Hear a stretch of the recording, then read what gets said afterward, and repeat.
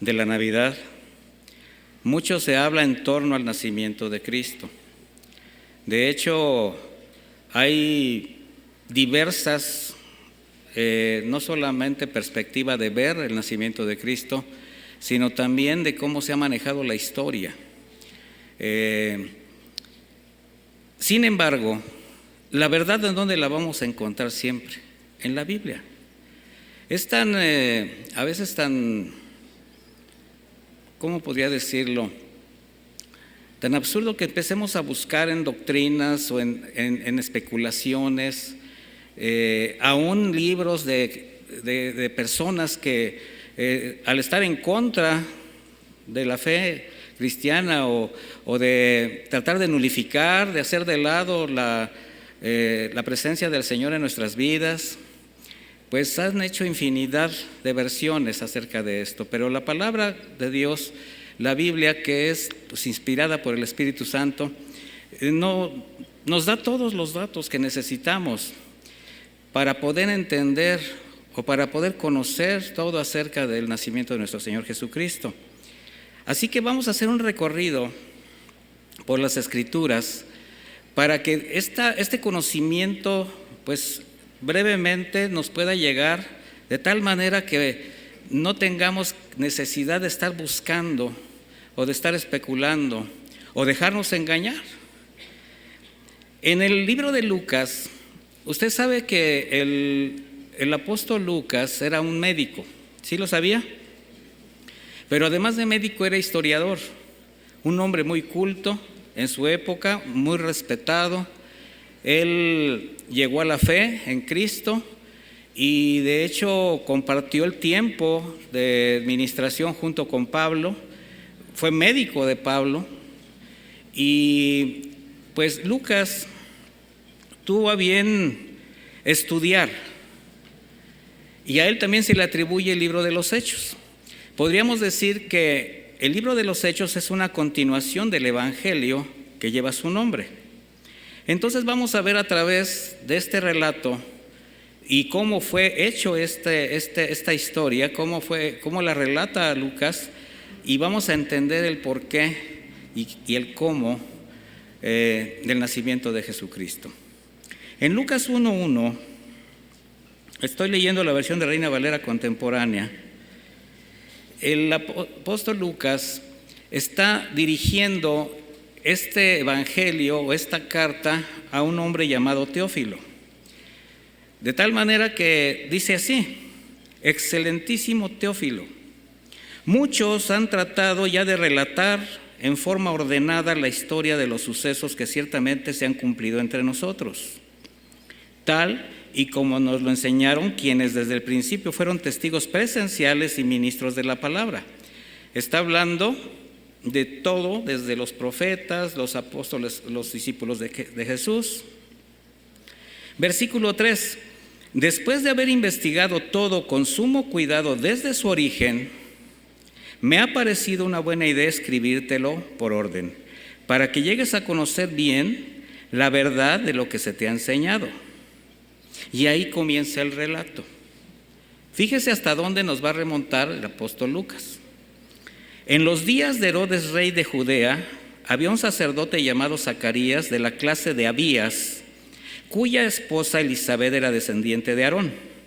Ambos eran íntegros delante de Dios y obedecían de manera irreprensible todos los mandamientos y ordenanzas del Señor.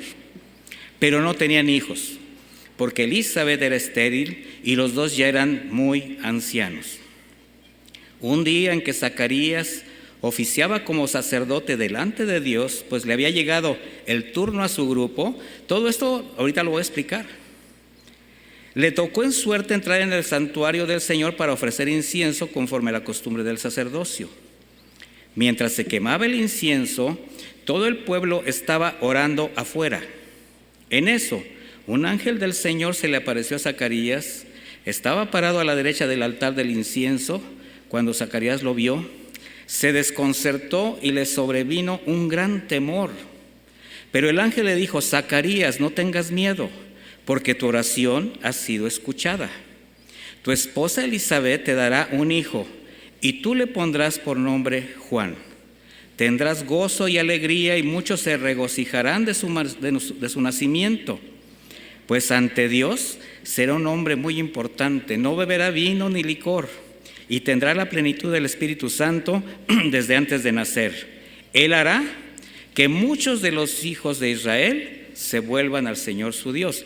Quienes conocen la Escritura, yo sé que usted la conoce, y el ministerio de Juan Bautista, pues sabe que todo esto se cumple, pero profundizando un poquito más la historia y los eventos del tiempo de la llegada del Mesías, bueno, esa profecía mesiánica hablaba del advenimiento de Jesucristo, y vamos a ver cómo todo estaba de acuerdo a las costumbres, a las fiestas, a los eventos que se realizaban en el pueblo de Dios, que celebraba el pueblo judío. Esto nos va a permitir aprender un poco acerca de una fecha aproximada del nacimiento del Señor, que fue más o menos alrededor de otoño, la temporada de otoño, durante la fiesta de los tabernáculos. El antecedente que tuvimos con lo que acabamos de leer nos lleva a esto. Mire, los judíos tenían dos calendarios. Uno era el civil y otro era el religioso. Entonces, conforme a este calendario, el religioso, el advenimiento de nuestro Señor Jesucristo pudo ser en la temporada equivalente a septiembre-octubre. ¿Por qué? En el pasaje que leímos vemos que Zacarías, como sacerdote de la división de Abías, estaba sirviendo en el templo. Bueno, la distribución de estos servicios usted la puede leer completamente en Primera de Crónicas 24. Ahorita no vaya para allá, pero ahí está establecido perfectamente bien cómo se estableció esos servicios. Israel estaba dividido en 24 distritos. Y cada distrito enviaba 2 representantes sacerdotales para oficiar en el templo durante las semanas del año que les correspondían. La primera división sacerdotal servía las primeras semanas del año de acuerdo con los calendarios, el hebreo, el civil y religioso, en los meses de Nisán y Tishri, así se llamaban. Respectivamente, en cada uno de estos 2 años o de estos 2 meses comienza el año nuevo judío. Nisán, el año nuevo religioso, Tishri, el año nuevo civil.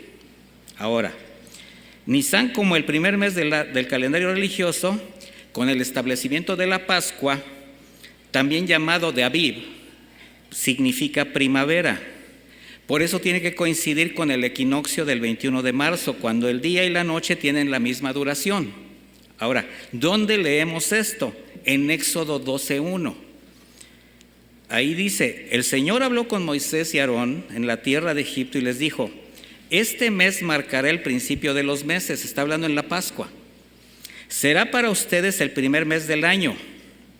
Hablen con toda la congregación de Israel y díganle: el día 10 de este mes, cada uno de ustedes debe tomar un cordero por familia, según las familias de los padres. ¿De qué está hablando? De la Pascua. ¿En dónde? En Egipto. Estaban por salir. Ahí el Señor está estableciendo el principio del año. ¿De quiénes? De los judíos. Ahora, Tishri, que es el primer mes del calendario civil, inicia con el día más sagrado del calendario hebreo, el Yom Kippur, que es el día de la expiación y del perdón. Por eso los sacerdotes del primer distrito, al que pertenecía a Zacarías, servían en el templo el mes de Nisán durante la Pascua, y en el mes de Tishri servían durante la fiesta de los tabernáculos. O sea, espero que no se estén confundiendo. Así es como vemos a Zacarías, sacerdote principal, quemando incienso en el templo, en la parte conocida como el lugar santo. Sabemos que el incienso en la Escritura simbólicamente, ¿qué representan? Las oraciones del pueblo. Entonces, mientras era quemado el incienso adentro del templo por los sacerdotes, ellos hacían 18 oraciones específicas. Entre estas oraciones, en una de ellas se clamaba para que Elías viniese, algo que el pueblo de Israel anhelaba porque estaba profetizado que el espíritu de Elías precedería al Mesías prometido que los libertaría. Por eso oraban para que viniera ¿quién?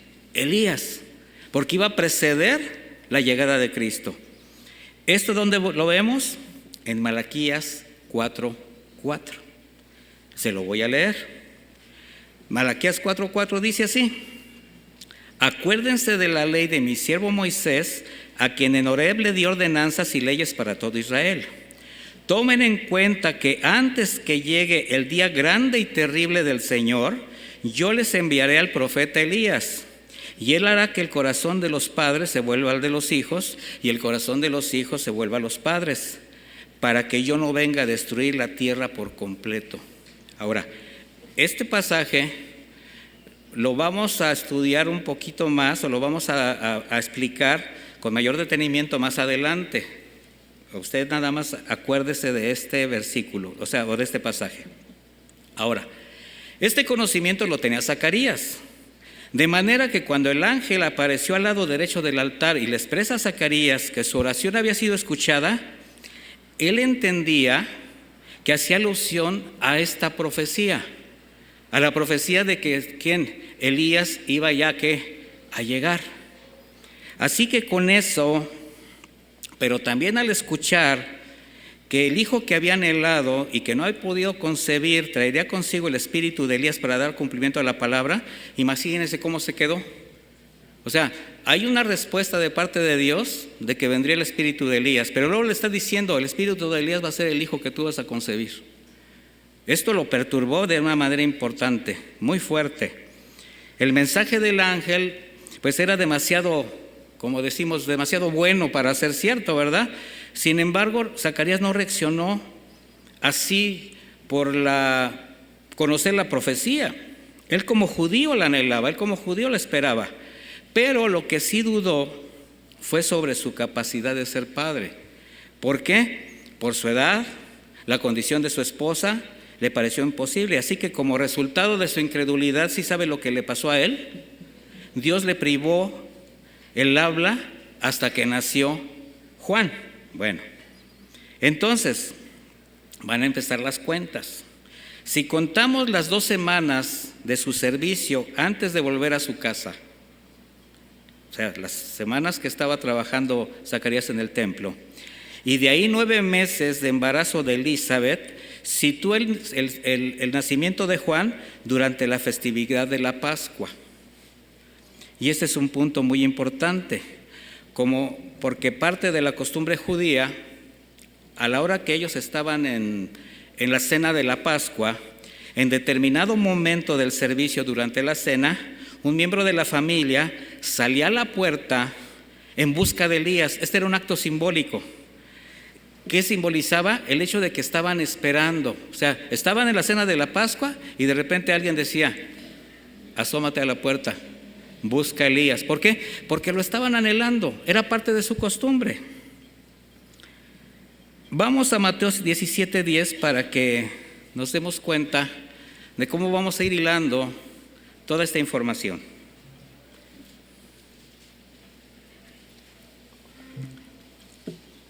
En Mateo 17:10 dice: entonces los discípulos le preguntaron a Jesús diciendo, ¿por qué pues dicen los escribas que es necesario que Elías venga primero? Respondiendo Jesús les dijo, a la verdad Elías viene primero y restaurará todas las cosas. Más les digo que Elías ya vino y no le conocieron, sino que hicieron con él todo lo que quisieron. Así también el Hijo del Hombre padecerá de ellos. Entonces los discípulos comprendieron que les había hablado ¿de quién? De Juan Bautista. O sea, primero tendría que venir Elías, maestro. ¿Por qué lo dicen? Pues sí, porque tiene que ser. ¿Pero qué crees? Ya llegó y ya lo mataron. Así de simple. Y lo mismo va a suceder conmigo.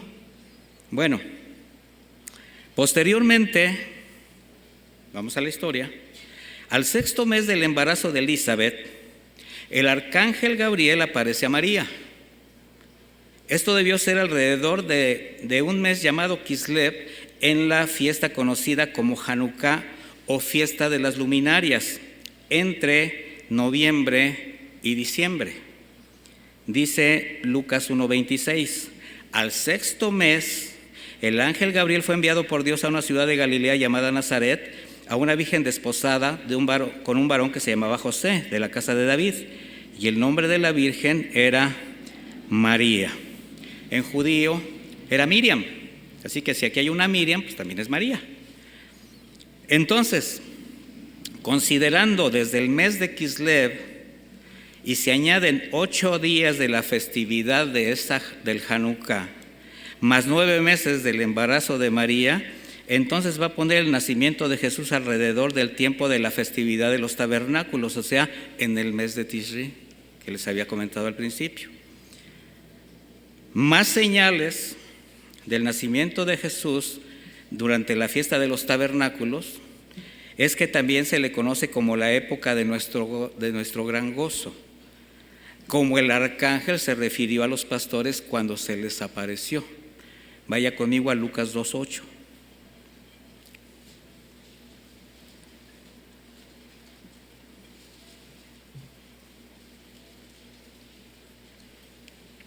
Dice, había pastores en la misma región que velaban y guardaban las vigilias de la noche sobre su rebaño.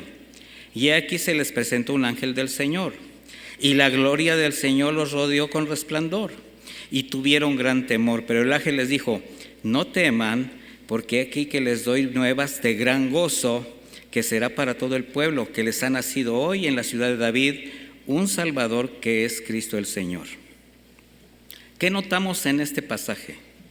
En primer lugar, que los pastores estaban durante la noche en el campo velando y cuidando el rebaño, algo que en el tiempo invernal hubiera sido imposible debido al frío tan extremo de las regiones desérticas. Segundo, que las palabras usadas por el ángel para dar anuncio del nacimiento de Cristo como noticias de gran gozo estaban asociadas con la fiesta de los tabernáculos. Continúa diciendo el ángel, esto les servirá de señal. Hallarán al niño envuelto en pañales, acostado en un pesebre. Bueno, durante el censo ordenado por el emperador César Augusto, la gente, para cumplir el edicto, pues tenían que irse a empadronar, a ser censados en su lugar de origen. ¿Qué sucedió? Que todas las ciudades se inundaron de personas, o sea, hubo un gran desplazamiento de personas. ¿Qué originó esto? Que José y María, que estaba ella en los últimos días de su embarazo, pues no encontraron hospedaje en ninguna posada en Belén. José era oriundo de Belén, la ciudad de David. Bueno, debido a la topografía de la ciudad de Belén y al tipo de construcciones de las casas, usualmente la parte baja de las viviendas o una cueva cavada anexa a la casa era usada como bodega o establo. Fue en un lugar así en que nació el Señor Jesús. Esa idea romántica de un portal que nos ha vendido la tradición con animalitos y hasta los Reyes Magos, y pues es eso, solamente una tradición, pero que saca de contexto la verdad. El niño Jesús estaría envuelto en pañales, acostado en un pesebre. Ahora, debido al lugar y a las condiciones en que nace, en realidad no existían los pañales, mis hermanos, y mucho menos en el lugar. O sea, no crea que de repente llegó un paquete no. En realidad, por las condiciones, eran unas largas vendas que se usaban como mechas que se mojaban en aceite para iluminar los patios durante la fiesta de los tabernáculos. José y María tenían una situación económica muy difícil. Además, estaban en un lugar muy comprometedor. ¿De qué tomaron? De lo que había. Unas mechas de telas burdas que se usaban para iluminar. Bueno, ahora regresemos al campo con los pastores. Dice Lucas 2:13. En ese momento apareció junto con el ángel una multitud de las huestes celestiales que alababan a Dios y decían: Gloria a Dios en las alturas, paz en la tierra a todos los que gozan de su favor. Cuando los ángeles volvieron al cielo, los pastores se dijeron unos a otros: Vayamos a Belén y veamos esto que ha sucedido, que el Señor nos ha dado a conocer. Mire, no sé cuántos de ustedes un ángel se le apareció para hablarle del Evangelio de Cristo. ¿Sí sabe lo que significa la palabra ángel? Mensajero. Alguien tomó la responsabilidad, puso una carga en su corazón y habló con usted y le mostró a Jesús. Y si usted fue sensible al mensaje, pues a lo mejor como los pastores, ¿verdad? Vayamos a ver qué es esto. ¿Cuántos se inquietaron cuando les predicaron el Evangelio? A lo mejor no lo recibieron, a lo mejor dijeron: ¿de qué me estás hablando? Esto no puede ser mentira. ¿Se imagina a los pastores así como pensando que lo que había aparecido ahí era parte de su imaginación? Como dicen algunas versiones, que lo que pasó fue que se presentó una aurora boreal. O sea, a todo le quieren encontrar una explicación científica. Bueno, en este mes de Tishri, al 8º día, Jesús fue circuncidado. Posteriormente fue presentado en el templo. Toda esta es la parte de la historia que nos lleva a entender el porqué del nacimiento de Cristo en estas fechas. Dice Lucas 2:21. Si se da cuenta, todo lo tenemos en el Evangelio de Lucas en el capítulo 2, la mayor parte. Cumplidos los 8 días para circuncidar al niño, le pusieron por nombre Jesús, el cual le había sido puesto por el ángel antes que fuese concebido. Y cuando se cumplieron los días de la purificación de ellos, conforme a la ley de Moisés, le trajeron a Jerusalén para presentarle al Señor. Vea todo el tiempo que está pasando entre el nacimiento, la presentación del niño. Dice: cumplir con lo que está escrito en la ley del Señor, todo primer hijo varón será consagrado al Señor. Y para ofrecer un sacrificio en cumplimiento de la ley de Dios, que pide un par de tórtolas o 2 palominos. Bueno, todo esto fue cumplido cabalmente por José y María, quienes tenían el compromiso de cumplir con todo lo establecido con la ley.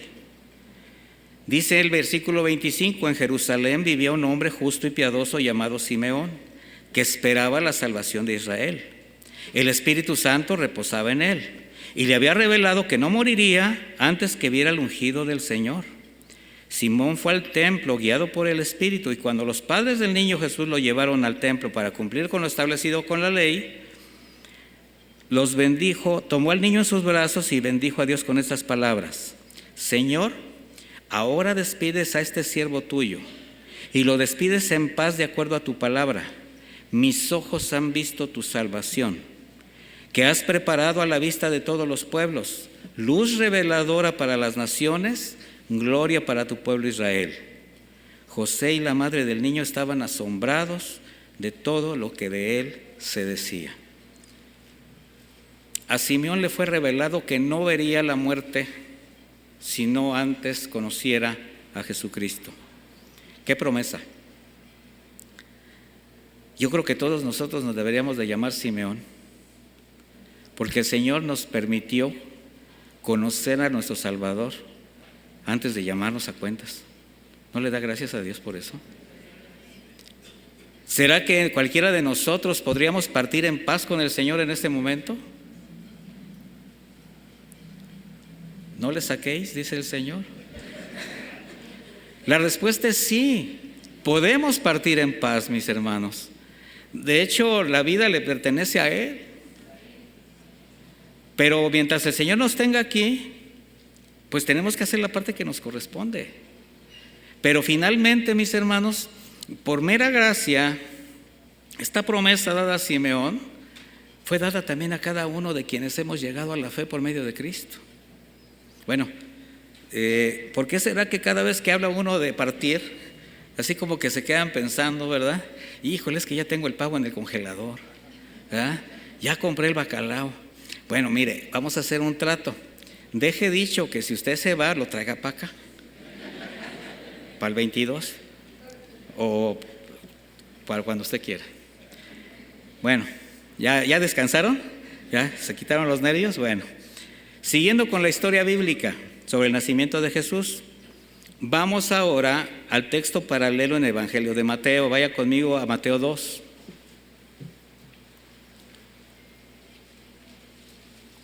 Esta es una enseñanza histórica, mis hermanos. Estamos hablando de los contextos que rodearon el nacimiento de Cristo. Dice Mateo 2:1: Jesús nació en Belén de Judea en los tiempos del rey Herodes. En aquel tiempo, unos sabios que venían desde el oriente llegaron a Jerusalén. ¿A dónde llegaron? A Jerusalén. No llegaron a Belén, ¿sí se da cuenta? Llegaron a Jerusalén. Y preguntaron: ¿dónde está el rey de los judíos que ha nacido?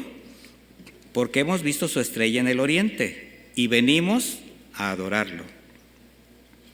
Cuando el rey Herodes oyó esto, se turbó, o sea, se espantó, se enojó, se puso iracundo, y toda Jerusalén con él. O sea, el rey se puso frenético, afectó a la ciudad con su neurosis. Y bueno, ¿será que los gobernantes pueden afectar al pueblo con sus neurosis? Sí, lo vivimos a cada rato. Convocó entonces a todos los principales sacerdotes y los escribas del pueblo y les preguntó: ¿dónde había de nacer el Cristo? Ellos le dijeron: en Belén de Judea, porque así está escrito por el profeta. Bueno, vemos cómo después de algún tiempo del nacimiento de Jesús aparecen unos personajes que venían desde Oriente. Se muestran como, o se les identifica como sabios, estudiosos de lo que en la actualidad conocemos como astronomía, pero también eran conocedores de las profecías acerca del Mesías. Ellos, guiados por una estrella, obviamente era el Espíritu Santo que nos estaba llevando de la mano, llegaron a Jerusalén, no a Belén, donde nació Jesús.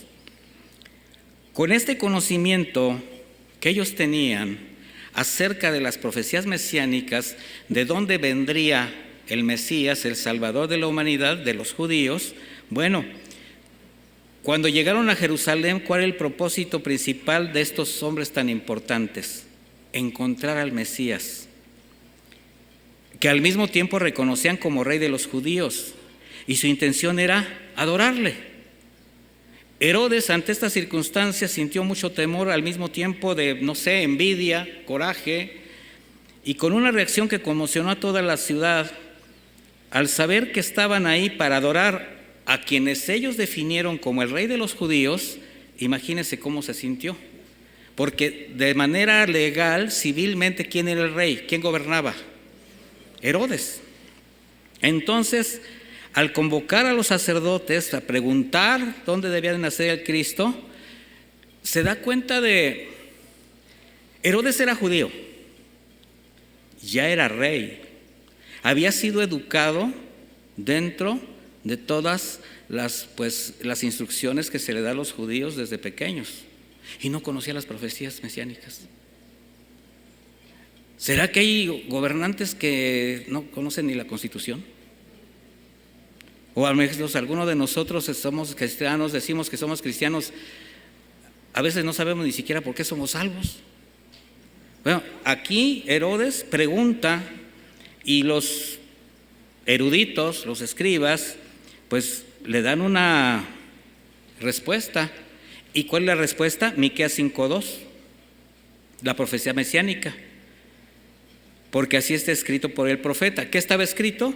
Y tú, Belén, de la tierra de Judá, no eres la más pequeña entre los príncipes de Judá, porque de ti saldrá un guiador que apacentará a mi pueblo Israel. Ahora, en Mateo 2:7 dice: luego Herodes llamó en secreto a los sabios para saber de ellos el tiempo preciso en que había aparecido la estrella. O sea, él ya estaba haciendo cálculos. Herodes los envió a Belén, ya sabía, ya le habían dicho a los escribas, y les dijo: vayan y averigüen con sumo cuidado acerca del niño, y cuando lo encuentren avísenme para que yo también vaya a adorarlo. Bueno, es evidente que la intención de Herodes no era adorar, sino asesinar a quien ahora veía como una amenaza a su reinado. Finalmente los sabios, después de escucharlo, lo que hicieron fue seguir su camino. Mateo 2:10 dice: al ver la estrella, se regocijaron mucho. Mire, cuando nosotros vemos la luz de Cristo, nos regocijamos mucho, mi hermano. No sé por qué causa, o más bien yo creo que sí sé, pero yo lo viví en carne propia. La primera ocasión, y no fue una, que me mostraron el Evangelio, que me presentaron a Jesucristo, yo no me regocijé. Antes, al contrario, yo lo rechacé. Y lo he dicho en muchas ocasiones, a mí me predicaron el Evangelio X día, no me acuerdo cuándo. ¿Y sabe cuándo llegué a la fe cristiana? 14 años después. 14 años de estarme, mi hermano que ya está con el Señor, pues ahora sí que compartiendo, hablándome, y entre más me compartía, yo más rechazaba. De verdad, llegó un momento en que dejé de verlos a mis hermanos que ya se habían convertido a Cristo, casi 3 años, porque yo sabía que si los veía en alguna fiesta, en alguna reunión, me iban a predicar de Cristo. O sea, a ese grado. Tan agresivo era yo para el Evangelio que mi esposa me decía que yo era el Saulo de Guanajuato. Bueno, ellos vieron la estrella y se regocijaron mucho. Yo muchas veces le he dicho al Señor: Señor, ¿por qué yo no me regocijé a la primera? Pero el Señor tenía un propósito. ¿Cuál era el propósito? Yo tenía que tocar el fondo necesario para reconocer desde dónde me trajo y entonces poderle servir con convicciones, mis hermanos, con una identidad verdadera de lo que representa ser alguien que ha sido salvado por misericordia. Se los digo como un testimonio personal, porque creo que es la historia de todos. Dice: cuando entraron en la casa, ¿a dónde entraron? En la casa. Vieron al niño con su madre María y postrándose ante él, lo adoraron. Luego también abrieron sus tesoros y le ofrecieron oro, incienso y mirra. Pues por eso se enojó Herodes, porque él sabía que al encontrar al Mesías, a quien ellos reconocían como el rey de los judíos, ¿qué le iban a llevar también, además de adoración? Regalos. Entonces, ellos entraron en la casa, no a un establo, no a un portal de Belén. Fue en una casa donde vieron al niño con María su madre y postrándose ante el niño, lo adoraron a él, no a María. Y esto es algo que tenemos que entender, pero que muchos millones no entienden. Hace poco tuve un encuentro que es casi común a lo largo del año con quienes profesan la tradición católica, y la primera manera de defender su fe es decir: es que ustedes no quieren a María. Y yo le digo: ¿usted cree que yo no voy a amar a una mujer valiente, de fe, que halló gracia delante de Dios y que por esa gracia fue instrumento para que llegara mi Salvador? ¿Usted cree que yo no la amo?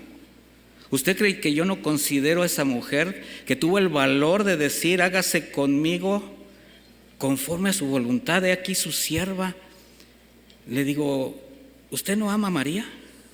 Yo sí. Lo que no hago es postrarme delante de ella. Me postro delante del Hijo de Dios. Entonces, mis hermanos, ese es un buen argumento, porque normalmente lo que nos dicen es que ustedes están... No, nosotros no la rechazamos, al contrario. Bueno, la mirada y el corazón de los magos, de estos hombres sabios, inteligentes, estaban dirigidos al pequeño bebé que reconocían como rey de los judíos para adorarle, ofrecerle tributo. Así que abren sus tesoros y ¿qué le ofrecen? Oro, incienso y mirra. Estos elementos simbólicamente ya tenían una representación de Cristo, pero también tenían un fin. Ahorita lo vamos a ver. Mire, el oro, conocido desde el principio como el metal más precioso y el más codiciado, fue un símbolo de realeza, de riqueza, usado para la confección de obras de arte, de joyas, de cosas esplendorosas. Por el valor del oro, Dios dio instrucciones a Moisés para que fuese usado en el tabernáculo de reunión para la elaboración de los elementos principales como el arca, el propiciatorio, el candelero, los arcángeles que estaban sobre el propiciatorio, entre otras cosas. La mayor parte de los muebles del tabernáculo, que eran de madera de acacia, estaban laminados, estaban forrados de oro. Y el oro era oro puro. Por su parte, el rey David lo proveyó abundantemente, ofrendándolo para el templo que construyó su hijo Salomón. Todo eso usted lo puede leer en el libro de Crónicas. Bueno, pero al oro también se le han dado malos usos. Y también desde el principio, como los israelitas al fabricar aquel becerro de oro para adorarlo. O sea, tenemos que tener cuidado de lo que hacemos con lo que el Señor nos da. ¿Son para honrarle o son para deshonra? De hecho, la Escritura hace una analogía de nuestra fe como algo que va a ser probado como se prueba el oro fino, el oro puro. ¿Para qué? Para que nuestra fe sea ¿qué? Pura, nítida. Bueno, ¿esto qué representa? La realeza del rey, el oro. El incienso. El incienso es una resina aromática que se obtiene haciendo una incisión en el tronco de un árbol de la familia de las boswellas. Es una de este tipo de árboles del que sale un líquido lechoso y al tener contacto con el aire se hace sólido. Esto es muy costoso, mis hermanos. Bueno, Dios mandó también a Moisés construir en el tabernáculo de reunión el altar del incienso, donde se quemaba continuamente delante del Señor, y ahí, bueno, el Señor dialogaba con su siervo Moisés. Bueno, así como se quemaba ese incienso en el lugar santo, así de esa manera ahora suben nuestras oraciones a la misma presencia del Señor. ¿Por qué? Porque nosotros venimos de la mano de Jesucristo. Salmo 141:1 dice: Señor, a ti clamo, ven pronto a mí, escúchame cuando te llame. Recibe mi oración como ofrenda de incienso y mis manos levantadas como ofrenda de la tarde. El incienso representa nuestras oraciones, quien además de escucharnos, también en lo íntimo descubre las intenciones del corazón y demanda nuestras conductas. Creo que para que salga del corazón ese incienso de aroma grato, quizás el Señor debería hacer una incisión para extirpar todo aquello que pueda estar endureciendo nuestra oración. La mirra, del griego esmurna, significa amargo. El árbol de la mirra tiene un tronco muy largo. El producto se obtiene a golpes, mis hermanos, así, golpeando con dureza, para que brote un fluido amarillo, y este se recoge en forma de lágrimas. La mirra representa el olor fragante que procedió de la obediencia y sufrimiento de Cristo desde el momento que dejó su gloria para humillarse al hacerse hombre y dar su vida. La mirra representa una vida consagrada al Señor, pero que tuvo que sufrir todo lo que sabemos durante su pasión para darnos salvación. Bueno, todo esto tenía una representación, pero también tenía un fin. Dice Mateo 2:13: después de que los sabios partieron, un ángel del Señor se apareció en sueños a José y le dijo: levántate, toma al niño y a su madre, huye a Egipto y quédate allá hasta que yo te diga, porque Herodes buscará al niño para matarlo. Cuando él despertó, tomó de noche al niño y a su madre y se fue a Egipto. Esto es muy interesante, mis hermanos. Aquí nuevamente se aparece un ángel a José. ¿Qué hizo José? Protegió al niño, mis hermanos. Como padre, podemos decir adoptivo del Señor Jesucristo, pero él sabía quién era Jesús. ¿Esto a qué nos lleva, mis hermanos? La responsabilidad de los padres que tenemos para con nuestros hijos. El Señor nos habla constantemente acerca de la paternidad responsable, del cuidado que tenemos que tener con ellos. Al Señor lo buscaba Herodes para matarlo. Herodes, mis hermanos, lo podemos personificar o identificar con todo lo que en la actualidad está afectando la vida de nuestros hijos, que está buscando a nuestros hijos para asesinarlos, para lastimarlos, para desviarlos. Y el Señor nos dice: despierta y saca a tu hijo del lugar donde está siendo agredido, donde está siendo lastimado, donde corre peligro. Así fue como también Dios, el Padre, tuvo cuidado de su hijo. ¿Cómo? Proveyéndole los recursos necesarios para que sus padres lo llevaran a Egipto. José no tenía dinero ni para un viaje. Bueno, no tenía dinero a veces ni para comer. O sea, la situación de ellos no era fácil. Ahora imagínense, vete a Egipto. Sí, pero ¿y qué tenía ya con él? ¿Qué recursos tenía? Oro, incienso y mirra. El Señor tuvo cuidado de su hijo y le proveyó de todo lo necesario para evitar que lo mataran. Mis hermanos, el Señor nos provee de todo lo necesario para evitar que las situaciones lleguen a nuestra vida y alcancen a nuestra familia. No podemos ignorar que el Señor tiene cuidado de nosotros, pero si ignoramos sus recursos, si ignoramos su consejo y procedemos de la manera como nosotros queremos, entonces lo que hacemos es estar poniendo en riesgo la integridad de nuestra familia. ¿Sí lo cree o no lo cree? El Señor le da a ustedes, a todos nosotros, recursos espirituales, morales, físicos y materiales. ¿Para qué? Para cuidar a nuestra familia. Tenemos que hacer un buen uso de los recursos que el Señor nos da. Cuando Herodes, estamos en Mateo 2, acuérdense, estamos viendo la historia. Mateo 2:16. Cuando Herodes vio que los sabios le habían engañado, se enojó mucho. Y calculando el tiempo indicado por los sabios, ¿se acuerda que les estuvo preguntando? ¿Y cuándo vieron la estrella? ¿Y desde cuándo salieron? Bueno, venían desde Oriente, el tiempo que transcurrió el viaje, hizo sus cálculos, ¿verdad?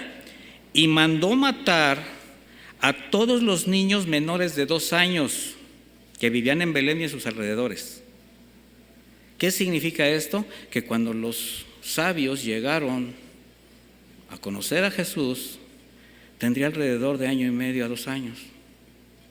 O sea, eso también nos muestra pues que ellos no llegaron en el momento que el niño estaba en los brazos de María. O sea, solo necesitamos, mis hermanos, ir a la historia bíblica para darnos cuenta de lo que representó. Con esto comprobamos eso, que cuando ellos conocieron a Jesús no era un recién nacido. Bueno, mire, a través de este viaje pequeñito por las Escrituras, muy brevemente hemos visto aspectos importantes acerca del nacimiento de Jesús, porque todo lo relacionado a Él está contenido en la Biblia, desde las profecías mesiánicas, su nacimiento, su vida, su ministerio, su muerte, su resurrección. No hay nada oculto, mis hermanos, que el Señor no nos revele. El problema es cuando se endurece el corazón. Y aunque por diferentes razones o intereses, la verdad acerca del nacimiento de Cristo, su vida, su propósito, su obra se han distorsionado, se han desvirtuado, lo que verdaderamente importa, mis hermanos, es que Jesús nació. O sea, nosotros podríamos seguir estudiando y está bien, para que conforme a la Escritura tengamos un panorama de todo lo que representa el advenimiento de Cristo, su vida, su obra y finalmente lo que representó para nosotros el que Él haya venido a este mundo. Pero lo que verdaderamente nos debe de importar es que vino, que llegó con un propósito de salvarnos. Mateo 1:21 dice: y dará a luz un hijo y llamará su nombre Jesús, porque Él salvará a su pueblo de sus pecados. Quiero enfatizar esta frase final. Él salvará al pueblo de sus pecados, no en sus pecados. A veces hay creyentes que consideran que el hecho de que son salvos les permite continuar en sus pecados. Y no es así, mis hermanos. Él vino a salvarnos de nuestros pecados. Salvación que también significó el rescate de la esclavitud del pecado.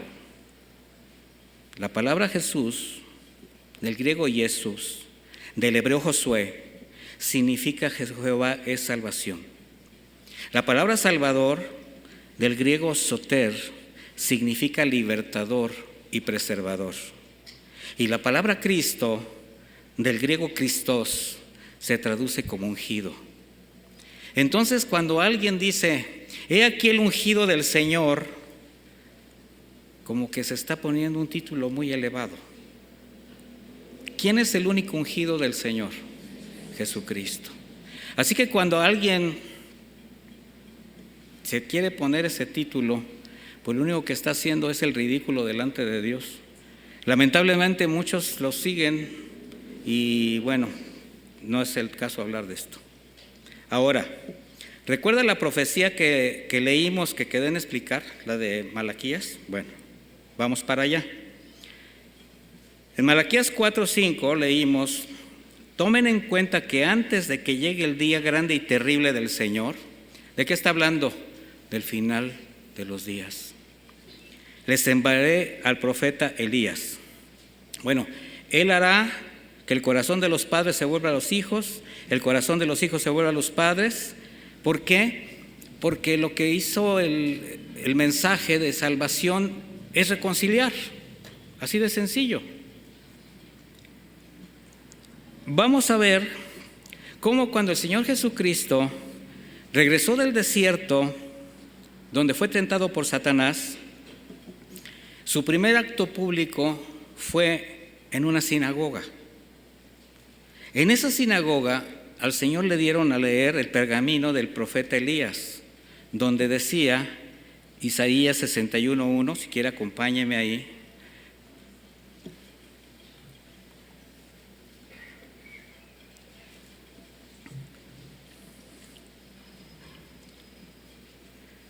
¿Ya lo tiene? Isaías 61:1.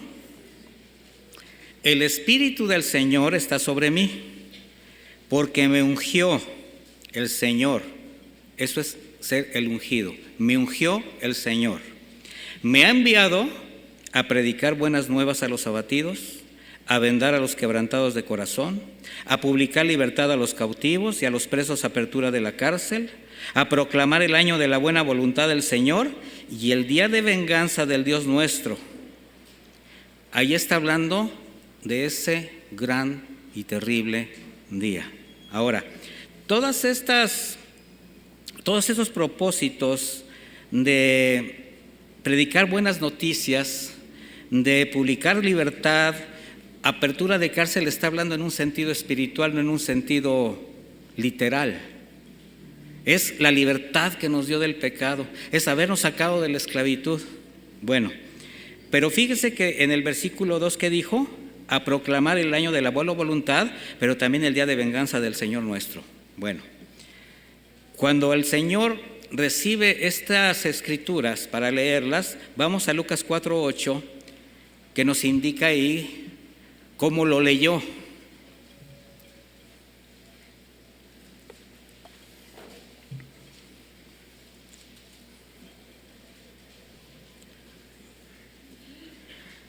El Espíritu del Señor está sobre mí, por cuanto me ha ungido para dar buenas nuevas a los pobres. Me ha enviado a sanar a los quebrantados de corazón, a pregonar libertad a los cautivos y vista a los ciegos, a poner en libertad a los oprimidos. Y en el versículo 19 dice, a predicar el año agradable del Señor. Y dice el 20, enrolló luego el libro. O sea, ¿ya se fijó que omitió una frase? Regresemos arriba. El versículo 2 de Isaías 61:1 dice, a proclamar el año de la buena voluntad del Señor y el día de venganza del Dios nuestro. El Señor no pronuncia esa última frase. Cuando Él dice, a predicar el año agradable del Señor, dice, enrolló luego el libro, se lo dio al asistente, se sentó en la sinagoga, lo miraban fijamente y entonces Él comenzó a decirles, hoy se ha cumplido esta escritura delante de ustedes. ¿Qué significa esto? Hoy ha llegado el año agradable del Señor, bajo la gracia, don inmerecido. ¿Va a llegar el día de la venganza del Señor? Sí. Pero ahorita hay una pausa, mis hermanos.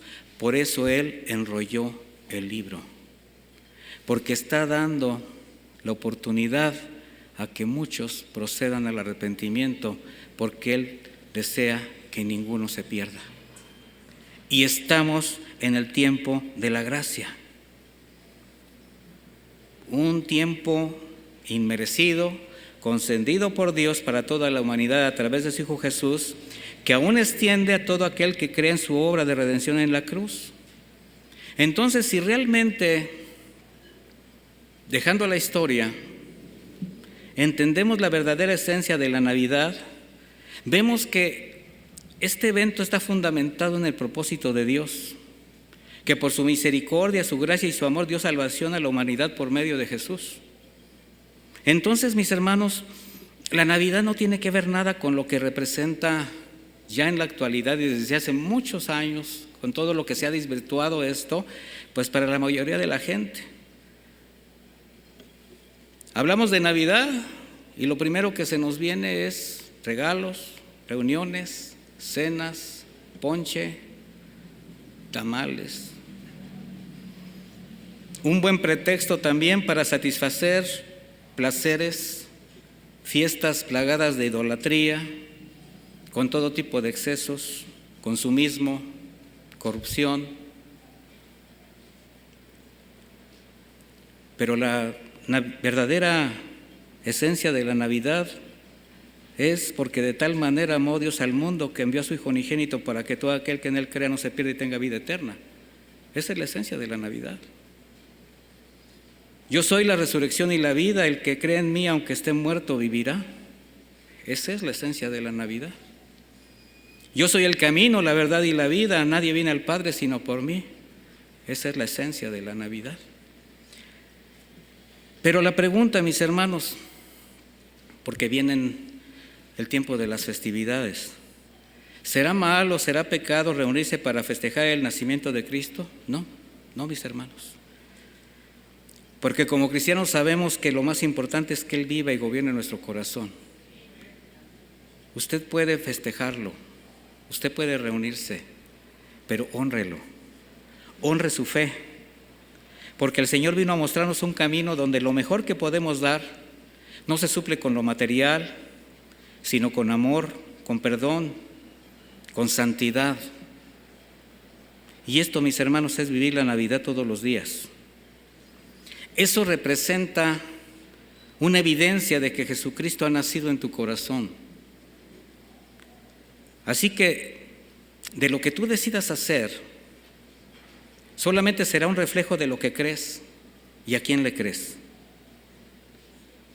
Así que, mis hermanos, si ustedes van a festejar la Navidad, si van a recibir a alguien en casa o si van a salir de vacaciones a algún lugar, lleven la Navidad con ustedes.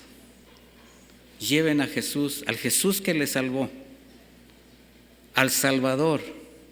Lleven ese mensaje de buenas noticias, porque la duda, la desobediencia, los afanes, lo único que muestran es la falta de fe, la falta de credibilidad o la inmadurez como cristianos.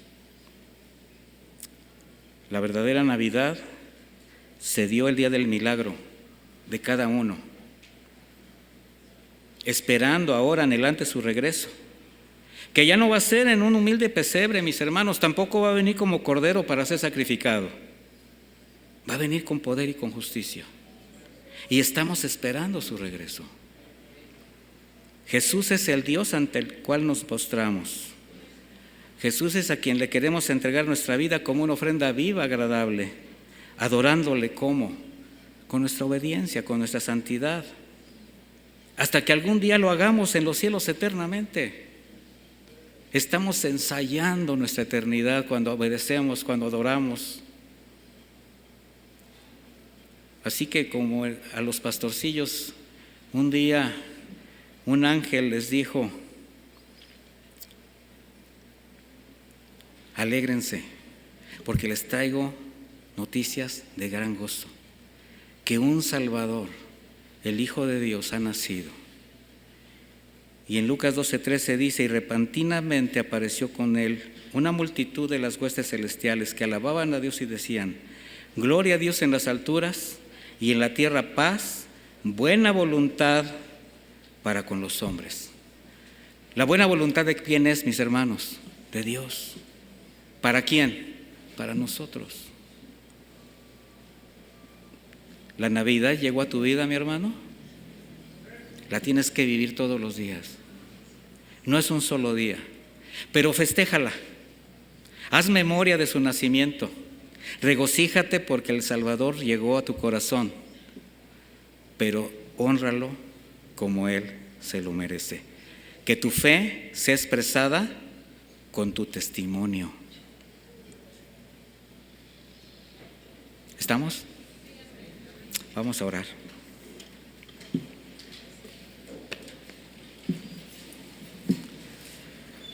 Son buenos tiempos para reflexionar, mis hermanos. Son buenos tiempos para hacer una especie de recuento de los daños, o recuento de los años también, ¿verdad? ¿Cómo estamos llegando al final de este año, mis hermanos? ¿Cuánto ha crecido el Salvador en nuestro corazón? Porque Jesucristo no se quedó como un bebé. Él creció en gracia y sabiduría para con los hombres y para con Dios. ¿Y sabe qué? Eso es lo que espera el Señor de nosotros. Crecimiento, madurez, compromiso, para cumplir el propósito, el mismo propósito de Cristo: dar paz, dar libertad a los cautivos, presentarles las buenas noticias. El Señor, con su testimonio, respaldaba todas sus palabras. Nosotros, a través de nuestras palabras, podemos decir que amamos al Señor, podemos decir que seguimos al Señor, podemos decir que somos hijos de Dios, que somos cristianos, pero es nuestra vida, nuestro testimonio el que va a dar fe, y más en medio de un mundo que cada vez se corrompe más y en el cual tenemos que ser luz. Jesucristo es la luz en nuestro camino, mis hermanos. Así que manifestémoslo. Que la gloria del Señor pueda verse a través de nuestras vidas. Bendito Padre, te